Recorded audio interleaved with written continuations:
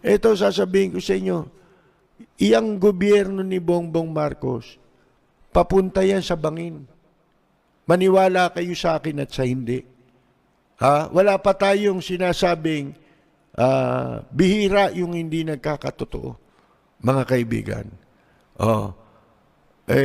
Yan pong itong gobyerno ni Bongbong Marcos, patungo sa bangin. Bakit?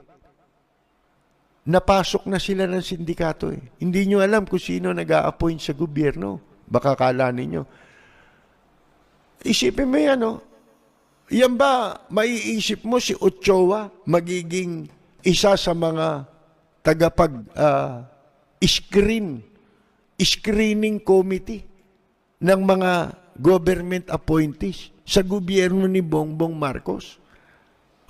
Katunayan yung bayaw niya ay na-appoint